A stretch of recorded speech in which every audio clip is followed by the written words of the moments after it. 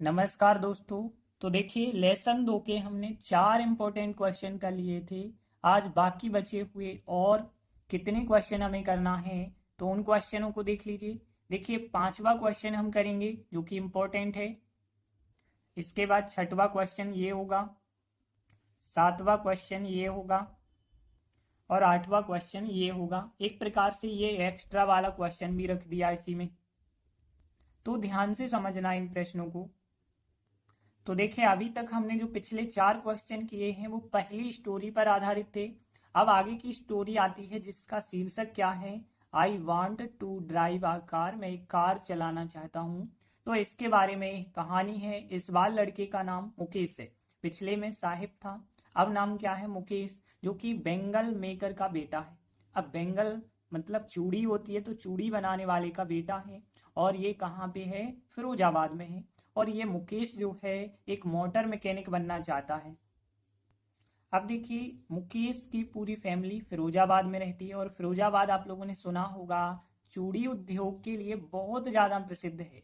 यहाँ पे तरह तरह की चूड़ियां बनाई जाती हैं कह सकते हैं, और कांच निर्माण जो ज्यादातर होता है वो फिरोजाबाद में ही होता है। तो एक प्रकार से एक सेंटर है इंडिया का, कहाँ पे, फिरोजाबाद में, जहाँ कांच निर्माण होता है वहीं बहुत सारी चूड़ियां बनाई जाती हैं। तो यहीं पे मुकेश की फैमिली रहती है और मुकेश ने भी चूड़ी बनाने का काम सीखा हुआ है, लेकिन वो मोटर मैकेनिक बनना चाहता है। तो इसी के बारे में स्टोरी है, बाकी सब क्वेश्चन आंसर में हम आपको स्टोरी बताते चलते हैं।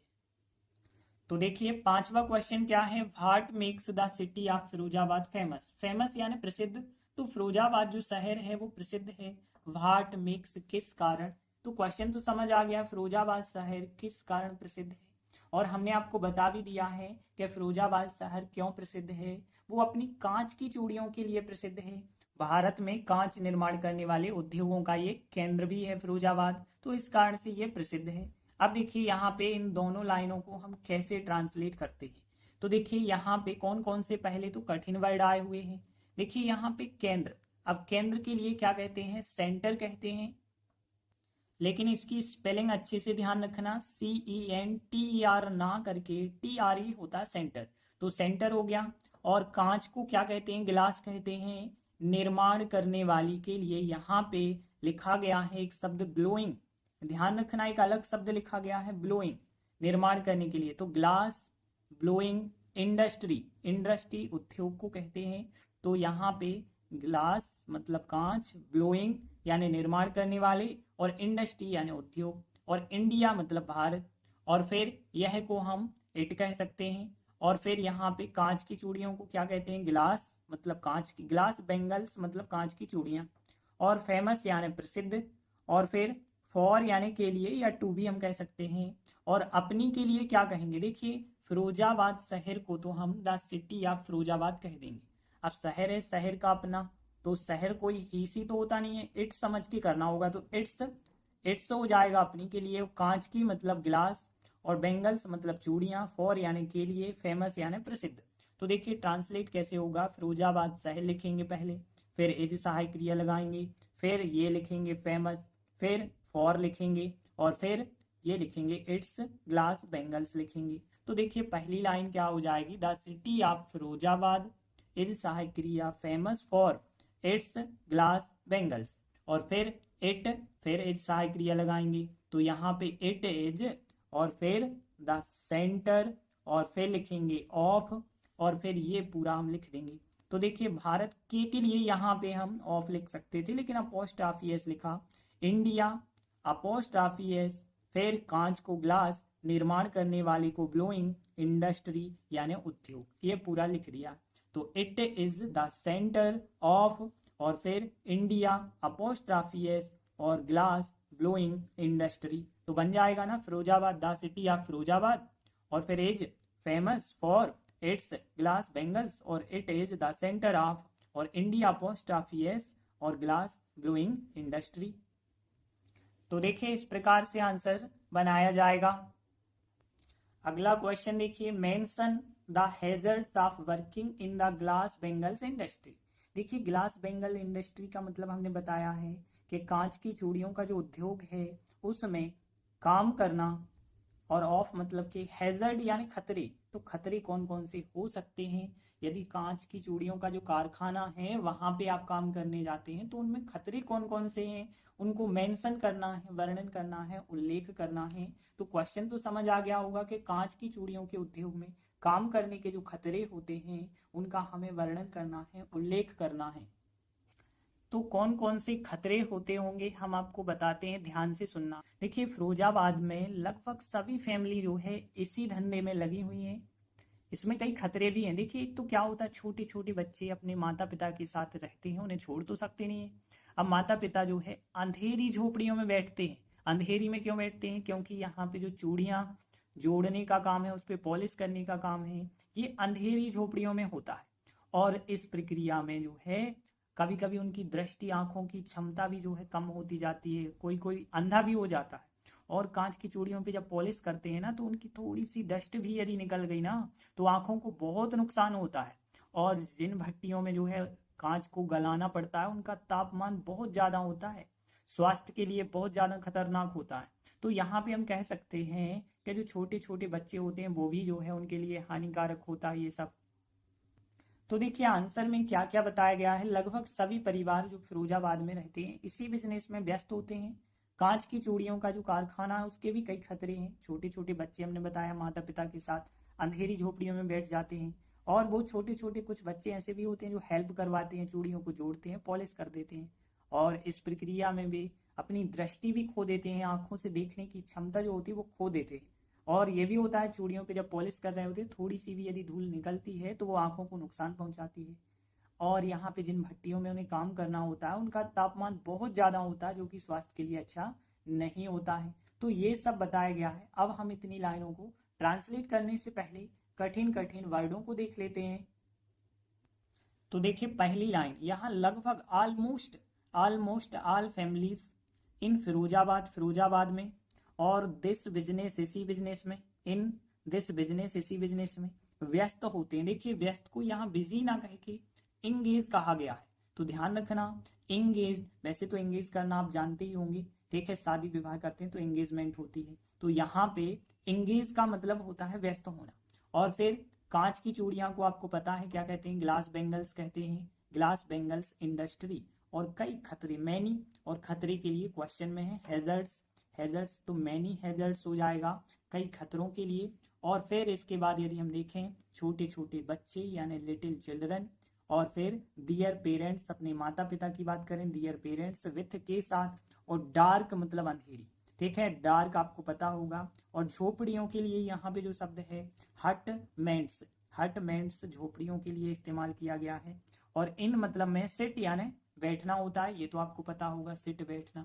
और फिर चूड़ियों को दे मतलब वे, और फिर चूड़ियों को बेंगल्स पता है, जोड़ना।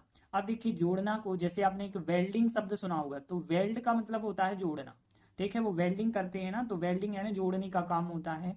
तो यहाँ वेल्ड एंड पॉलिश हो जाएगा, पॉलिश करना को। और प्रोसेस यानी प्रक्रिया होती है, ये भी आपको पता होगा, प्रोसेस यानी प्रक्रिया। और अक्सर, अक्सर को ऑफन कहते हैं, ऑफन अक्सर। और फिर अपनी दृष्टि, दृष्टि को आई साइट कहते हैं। देखिए आई मतलब आंख होती है, और साइट और जोड़ दीजिए मतलब दृष्टि, तो आई साइट आंखों की दृष्टि। और फिर खो देना यानी लॉस कर देना, ये तो आपको पता होगा। फिर कांच की चूड़ियों को फिर कहेंगे ग्लास बेंगल्स, और फिर पॉलिश करना को पॉलिश ही कहेंगे। और फिर यहाँ पे पॉलिश करने से निकली धूल यानी पॉलिश, और डस्ट यानी धूल कहेंगे, डस्ट आपको पता होगा। और फिर आइस आंखों को नुकसान पहुंचाना आपको पता होगा, हार्म कहलाता है नुकसान पहुंचाना, तो हार्म हो गया नुकसान पहुंचाना। अब देखिए कारखाने के लिए इंडस्ट्री कह दें, फैक्ट्री कह दें। और भट्टियों के लिए यहाँ पे एक शब्द लिखा गया फर्नेस, ठीक है ना, ध्यान रखना। फर्नेस जो होती है भट्टी होती है, भट्टियां फर्नेसेस हो जाएगा। और फिर नियर, नियर मतलब उसके नजदीक होता है, उसके पास। और वर्क करना मतलब काम करना होता है। और फिर जिसका बहुत उच्च तापमान होता है, तो यहाँ पे विच यानी जिसका, वेरी हाई टेम्परेचर, टेम्परेचर आपको पता है। और फिर विच कह सकते हैं जो कि के लिए। और फिर हेल्थ यानी स्वास्थ्य, और फॉर के लिए हो जाएगा खतरनाक यानी डेंजरस। ये तो सब मीनिंग आपको लगभग पता है। तो हमने बताया एंगेज्ड व्यस्त, हटमेंट्स झोपड़ी, वेल्ड जोड़ना, प्रोसेस प्रक्रिया, ऑफन अक्सर, आई साइट यानी आंखों की दृष्टि, हार्म नुकसान पहुंचाना, फर्नेस भट्टियां, नियर यानी के पास या नजदीक। तो देखिए पहली line, almost all families in Firozabad, और फिर सहायक क्रिया जोड़ेंगे। अब देखिए फैमिलीज बहुत सारी हो गई ना, तो आर सहायक क्रिया जोड़नी पड़ेगी।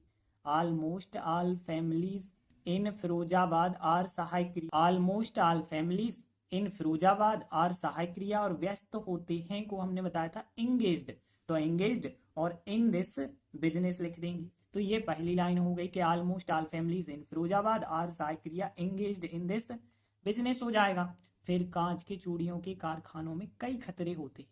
देखिए कांच की चूड़ियों के कारखाने को क्या कहते हैं, हमने आपको बताया है ग्लास बेंगल्स इंडस्ट्री कहते हैं, और उसके कई खतरे होते हैं। देखिए किसी भी चीज में या किसी भी चीज के पास कई खतरे होते हैं, तो यहाँ पे हैज सहायक क्रिया लगा के हम लिख देंगे मैनी, और फिर खतरे के लिए हैजर्ड्स। तो यहाँ पे the glass bangles industry has many hazards. अब आगे की लाइन देखिए, लिटिल चिल्ड्रन छोटे छोटे बच्चे, और फिर डियर पेरेंट्स अपने माता पिता, विथ मतलब के साथ, और प्रीपोजिशन आगे लगती है तो विथ डियर पेरेंट्स मतलब अपने माता पिता के साथ। तो यहाँ little children with dear parents अपने माता पिता के साथ, पूरा ये पूरा subject, little children with dear parents अपने माता पिता के साथ सिट बैठते हैं इन, और फिर यहाँ पे लिख देंगे अंधेरी झोपड़ियों को, डार्क हटमेंट्स हमने बताया था झोपड़ी को कहते हैं, तो डार्क हटमेंट्स में बैठते हैं little children with their parents, और फिर सिट बैठते हैं इन द डार्क हटमेंट्स। और फिर क्या करते हैं, चूड़ियों को जोड़ने का काम और पॉलिश करने का काम करते हैं। तो दे और बेंगल्स यानी चूड़ियों को, और फिर जोड़ना हमने बताया वेल्ड, तो वेल्ड एंड पॉलिश दोनों काम करते हैं वो, ठीक है। तो वेल्ड भी करते हैं और पॉलिश भी करते हैं, जोड़ते हैं पॉलिश करते हैं। तो दे वेल्ड एंड पॉलिश, और फिर बेंगल्स को, और फिर इस प्रक्रिया में दिस प्रोसेस, इन मतलब में, तो इन दिस प्रोसेस इसी प्रक्रिया में, इन दिस प्रोसेस दे मतलब वे, ऑफन यानी अक्सर, और फिर अपनी दृष्टि खो देते हैं। जब दे सब्जेक्ट लिखा है तो दे का अपना दियर, दियर और दृष्टि को आई साइट, और लॉस मतलब खो देते हैं। तो यहां पे हो जाएगा इन दिस प्रोसेस, इस प्रक्रिया में, दे मतलब वे, तो in this process they often loss, और फिर दियर आई साइट हो जाएगा।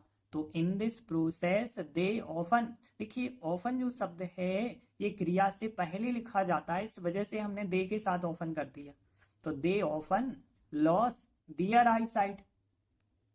अगली लाइन देखिए, कांच की चूड़ियों को हमने बताया ग्लास बेंगल्स, और पॉलिशिंग पॉलिश करने से निकली डस्ट यानी धूल। तो हम लिखेंगे यहाँ पे डस्ट, और फिर फ्रॉम मतलब से निकली, और पॉलिशिंग यानी पॉलिश करने से, डस्ट फ्रॉम पॉलिशिंग पॉलिश करने से, और फिर किस चीज को पॉलिश किया है, ग्लास बेंगल्स को पॉलिश किया है।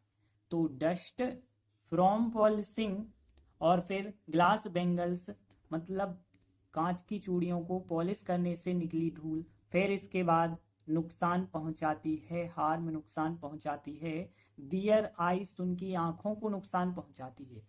तो डस्ट फ्रॉम पॉलिशिंग पॉलिश करने से निकली धूल, और फिर क्या पॉलिश किया है, ग्लास बेंगल्स, और फिर हार्म नुकसान पहुंचाती है, दियर उनकी आइस आंखों को। फिर अगली लाइन देखते हैं, इन द इंडस्ट्री या इन द फैक्ट्री भी लिख सकते हैं आप, इन द इंडस्ट्री कारखाने में, दे मतलब वे, इन द इंडस्ट्री दे, और वर्क काम करते हैं, नियर के पास, और फिर उन भट्टियों के पास यानी द फर्नेसेस, दा लिख देंगे, उनके लिए कुछ लिखना जरूरी नहीं है, द फर्नेसेस। तो यहाँ पे इन द इंडस्ट्री और दे वर्क वे काम करते हैं, नियर द फर्नेसेस। और अगली लाइन देखिए, जिसका बहुत उच्च तापमान होता है, जिसका या जिसमें बहुत उच्च तापमान होता है, विच, और यहाँ पे हैव लगाना पड़ेगा क्योंकि उसके पास कोई चीज है। तो विच हैव जिसके पास है या जिसका होता है वेरी हाई टेम्परेचर, तो यहाँ पे which have very high temperature, और फिर विच इज या दैट इज भी आप लिख सकते हैं। तो यहाँ पे दैट इज, और फिर क्या है वो डेंजरस है, ठीक है। तो यहाँ पे which have very high temperature, और फिर विच या दैट लिख सकते हैं, इज, और फिर वो डेंजरस है फॉर हेल्थ, स्वास्थ्य के लिए डेंजरस है। तो देखिए एक बार हम पूरा आंसर रिपीट कर देते हैं। Almost all families in Firozabad are engaged in this business. The glass bangles industry has साय क्रिया लगा के मैनी हैजर्ड्स कई खतरे। और फिर little children with their parents sit in dark hutments they weld and polish the bangles. in this process they often lost their eyesight। और फिर यहाँ पे dust from polishing the glass bangles, dust from polishing the glass bangles harm their eyes. और फिर in the industry they work near the furnaces. यहाँ in the industry they work भी काम करते हैं near the furnaces which have जिनका होता है वेरी हाई टेम्परेचर और that is dangerous for health.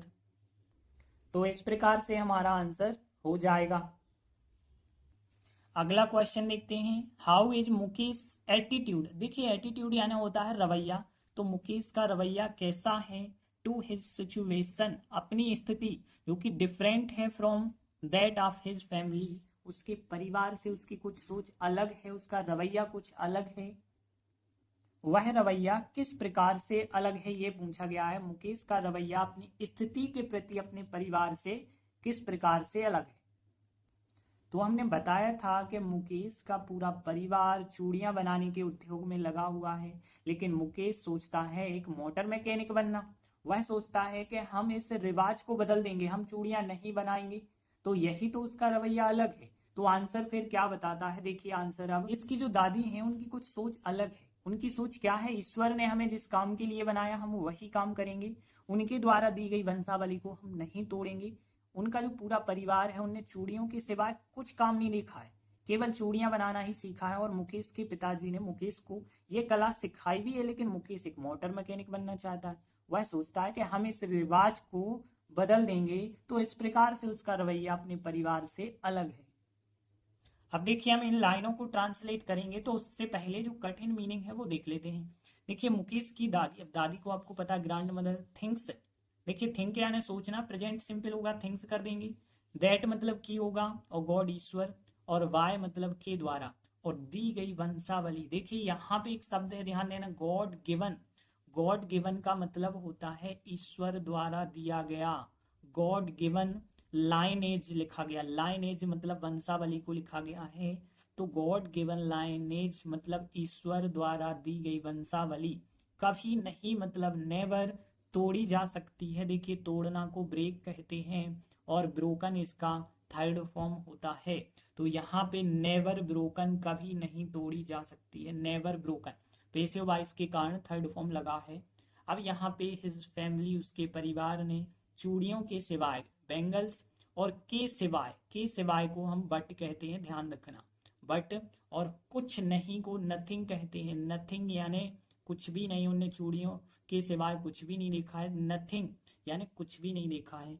और मुकेश के जो फादर हैं उनने चूड़ियां बनाने की कला, आर्ट, ठीक है, आर्ट उसे सिखाई है। देखिए सिखाना को टीच कहते हैं, टीच का सेकेंड और थर्ड फॉर्म जो होता है टॉट होता है। बट मुकेश क्या है, एक मोटर मैकेनिक बनना चाहता है। तो आप मोटर मैकेनिक बनना चाहता, देखिए चाहता को वांट कहते हैं, लेकिन बनना को यहाँ पे टू बी लिखा गया है। दूसरी क्रिया, देखिए एक क्रिया तो वांट हो गई, दूसरी क्रिया बिकम भी लिख सकते हैं, यहाँ बनना को बी लिखा गया है। और फिर वह सोचता है कि वह इस रिवाज को बदल सकता है। तो देखिए रिवाज जो ट्रेडिशन है वो कहलाता है रिवाज, चेंज करना मतलब बदलना। तो देखिए ट्रांसलेट करते हैं, मुकेश की दादी। देखिए की के लिए हम अपोस्ट्राफी एस का इस्तेमाल कर सकते हैं। तो यहाँ Mukesh apostrophe S grand mother, तो मुकेश सेस ग्रैंड मदर थिंग्स सोचती हैं दैट की, ध्यान देना यहाँ Mukesh apostrophe S grand mother thinks that सोचती हैं कि ईश्वर के द्वारा, ठीक है, क्या सोचती हैं, ईश्वर द्वारा दी गई वंशावली को हमने बताया God given lineage. God given जो लाइनेज है वो यहाँ पे, फिर यहाँ ये लिखेंगे, फिर इसके बाद शक्ति के लिए कैन लिखेंगे। कैन यहाँ पे एक प्रकार से सहायक क्रिया मॉडल हो जाती है, तो कैन यहीं पे लिख देते हैं। यहाँ पे कभी नहीं तोड़ी जा सकती, ये कैन वाला वाक्य है। और कैन वाला वाक्य पैसिव वॉइस में है तो कैन भी थर्ड फॉर्म लिखेंगे। लेकिन यहाँ कभी नहीं को नेवर कहते हैं, और नेवर जब आ जाता है तो कैन के बाद आपको नेवर लिखना है, तो कैन नेवर बी और फिर लिखना है थर्ड फॉर्म। तो यहाँ पे कैन फिर नेवर बी ब्रोकन हो जाएगा। तो इस प्रकार से वाक्य बनेगा कि Mukesh apostrophe his grandmother thinks that, और फिर गॉड गिवन लाइनेज और कैन लगाने के बाद नेवर बी ब्रोकन का मतलब कभी नहीं तोड़ी जा सकती। अगला वाक्य देखिए, उसके परिवार ने चूड़ियों के सिवाय कुछ नहीं देखा। उसके परिवार को क्या लिखेंगे? हिज फैमिली, उसके परिवार ने। अब देखिए परफेक्ट टेंस है तो फिर सहायक क्रिया हमें हैज लगा के थर्ड फॉर्म लिखना पड़ेगा। तो हिज फैमिली, उसके परिवार ने, हैज सहायक क्रिया लगा के थर्ड फॉर्म। थर्ड फॉर्म यहाँ पे क्या है? देखा, देखना को सी कहते हैं, सी का थर्ड फॉर्म सीन हो जाएगा। तो हिज फैमिली हैज सीन, और फिर नथिंग यानी कुछ भी नहीं, नथिंग यानी कुछ भी नहीं, बट देखिए यहाँ पे सिवाय के लिए लिखा गया है वट, तो वट बैंगल्स यानी चूड़ियों की। तो यहाँ हिज फैमिली हैज और फिर सीन नथिंग बट बैंगल्स। अगली लाइन, मुकेश के पिताजी ने चूड़ियां बनाने की कला उसे सिखाई है। देखिए यहाँ पे मुकेश अपोस्ट्रोफी एस फादर यानी मुकेश के पिताजी ने। अब यहाँ पे देखिए कला को क्या बताया था हमने? आर्ट, आर्ट कला। और फिर उसे के लिए हम क्या कहेंगे? हिम, मतलब मुकेश को सिखाई, सिखाई या पढ़ाई के लिए सिखाना पढ़ाना टीच होता है, टीच का थर्ड फॉर्म टॉट। और फिर यहाँ पे the art of making bangles लिख देंगे। तो यहाँ मुकेश अपोस्ट्रोफी एस फादर और फिर सहायक क्रिया लगाएंगे हैज और थर्ड फॉर्म लिख देंगे यहाँ पे टीच का टॉट, और फिर हिम यानी उसे द आर्ट ऑफ मेकिंग फिर बैंगल्स। लेकिन मुकेश एक मोटर मैकेनिक बनना चाहता है। तो बट मुकेश, लेकिन मुकेश वांट्स यानी चाहता है, वांट होता है चाहना, वांट में एस प्रेजेंट सिंपल है वांट्स, और फिर टू बी यानी बनना चाहता है a motor mechanic. But Mukesh wants to be a motor mechanic. फिर आगे वह सोचता है, ही यानी वह, थिंग्स सोचता है, दैट की ही, और फिर यहाँ पे दिस और ट्रेडिशन हमने बताया था रिवाज को कहते हैं, और बदलना के लिए चेंज कहते हैं, और सकता है मतलब कैन वाला वाक्य है। देखिए ही थिंक्स दैट, वह सोचता है कि, फिर ही और फिर कैन, ही कैन चेंज, वह बदल सकता है, दिस ट्रेडिशन, ट्रेडिशन रिवाज को कहते हैं, दिस ट्रेडिशन इस रिवाज को बदल सकता है। तो देखिए एक बार पूरा आंसर हम रिपीट करते हैं। Mukesh apostrophe S grand mother thinks that God given lineage can never be broken यानी कभी नहीं तोड़ी जा सकती। हिज फैमिली, उसके परिवार ने, हैज सीन नथिंग कुछ नहीं देखा है, बट बैंगल्स चूड़ियों के अलावा। Mukesh apostrophe S father has teach का third form taught him the art of making bangles, but Mukesh wants to be a motor mechanic. He thinks that he can change this tradition. तो इस प्रकार से हमारा answer बन जाएगा। इसके बाद अगला क्वेश्चन देखेंगे। एक एक्स्ट्रा क्वेश्चन रखा है अतिरिक्त प्रश्न, तो वो इस प्रकार से भी पूछा जा सकता है, इस प्रकार से भी पूछा जा सकता है। देखिए, how in your opinion, opinion यानी राय, आपकी राय में किस प्रकार से can Mukesh realise his dream. Realise यहाँ पे पूरा करना को लिखा गया है, तो मुकेश किस प्रकार से अपना सपना पूरा कर सकता है। और यहाँ पे अथवा में पूछा जाए कि हु इज मुकेश, मुकेश कौन है, व्हाट इज हिज ड्रीम, उसका सपना क्या है, और how does his dream look like, उसका सपना किस तरह दिखता है। तो देखिए दोनों का एक ही आंसर है, तो ये क्वेश्चन आ जाए या फिर ये आ जाए, आपको आंसर यही लिखना है। तो देखिए हमने शुरुआत में आपको बताया था मुकेश कौन है। मुकेश क्या है? फिरोजाबाद में एक गरीब चूड़ियां बनाने वाला है, उसका एक बेटा है, और उसका सपना है मुकेश का कि वह मोटर मैकेनिक बन जाए, लेकिन परिवार की स्थिति अच्छी नहीं है, तो ऐसा लगता है कि उसका सपना पूरा होगा ही नहीं। तो देखिए आंसर बताया गया, मुकेश फिरोजाबाद के एक गरीब बेंगल मेकर का बेटा है। बेंगल मेकर आप जानते हैं, चूड़ियां बनाने वाला। मुकेश जो है एक मोटर मैकेनिक बनना चाहता है, लेकिन उसके परिवार की स्थितियों को यदि हम देखें तो उसका सपना ऐसे लगता है जैसे धूल के बीच एक मिराज हो, मिराज मृग तृष्णा या फिर मृग मरीचिका को कहा जाता है। लेकिन उसका सपना पूरा हो सकता है यदि वो धैर्य से कड़ी मेहनत करे, दृढ़ इच्छा बनाए रखे और दृढ़ संकल्प के साथ रहे, तो उसका सपना पूरा हो सकता है। तो देखिए अब हम इन लाइनों का ट्रांसलेट कैसे करते हैं। कौन कौन से ऐसे अक्षर हैं जो आपको पता नहीं। देखिए यहाँ पे पुअर यानी गरीब, बेंगल मेकर इंग्लिश वर्ड ही हमने लिखा है, सन यानी बेटा होता है, ये तो आपको पता है। और फिर मोटर मैकेनिक बनना के लिए हमने टू बी लिखवाया है, चाहता के लिए वांट्स पिछले आंसर में लिखवाया है। अब यहाँ परिवार को फैमिली कहते हैं। कंडीशन यानी स्थिति होती है, कंडीशंस स्थितियों को। और सी यानी देखना, सीइंग यानी देखकर।